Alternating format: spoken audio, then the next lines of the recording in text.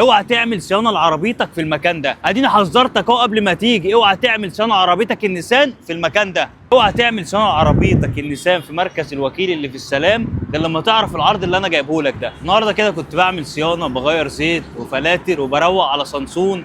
طبعا مش هاجي كده اعمل الصيانه وامشي وخلاص، لازم برضو نجيب عرض بخصومات للناس اللي بتتابعنا واحنا بنحبها. لما كلمت الباشمهندس سامح الراجل ما اتاخرش، قال لي انا عينيا ليك ولاي حد يخصك، وعشان خاطر الكلام ده كله لازم نعمل عرض للناس. تعالى بقى شوف العرض اللي انا جايبه لك النهارده. عامل ايه يا هندسه؟ ازيك يا هندسه؟ دلوقتي الشغل مريح الايام دي، احنا في شتاء ده حقيقي، والناس تعبانه وكفرانه وبتشيل هم الصيانه، فاحنا عايزين نعمل لهم عرض رايق كده. انا عينيا ليك وللمتابعين بتوعك كلهم. حبيب قلبي. بص هقول لك على حاجه، ده زيت مانوال. حلو. الشركه عامله حاجه حلوه كده، عامله جيركن زيت 5000، ده 10000 45. 10000 ماشي. وعامله محسن بنزين، وعامله كمان طبقه سيراميك. 100 100. الشركه تقريبا لسه منزله المنتجين دول جداد، وعايزه تعرف العملاء بتوع الشركه على المنتجات دي، بتحطها مع الزيت، فحطها هديه. 100 100. ماشي. هو الزيت ده اصلا من غير المنتجات ب 1750. حلو. تمام كده.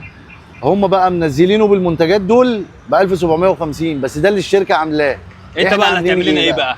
وده اللي انت خليتني اعمله بالظبط كده. هتيجي تغيره عندي ب 1750 بالاضافات بتاعته، بفلتر زيت هندي، بفلتر هواء بديل الاصل.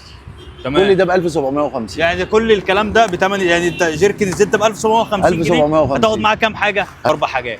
لا، هتاخد معاه 1 2 3 4 5. هتاخد معاه 5 حاجات ب 1750. كل ده بثمن جيركن الزيت بس. زيت الفتيس. اهم حاجه زيت الفتيس ده، عشان اشتغل بزيت الماني غالي الناس خايفه عليه. وفي كلام كتير بقى وقويل كتير. في ناس بتيجي يا عيني ماشيه 200000 وزيت الفتيس متغير. سايبه. بالظبط. احنا عاملين عرض على زيت الفتيس برضو 3 لتر بالتغيير بالسيليكون اصلي ب 1750. 1750 جنيه بكل حاجه، شامل الزيت وشامل المصنعيه وشامل السيليكون وشامل كل حاجه.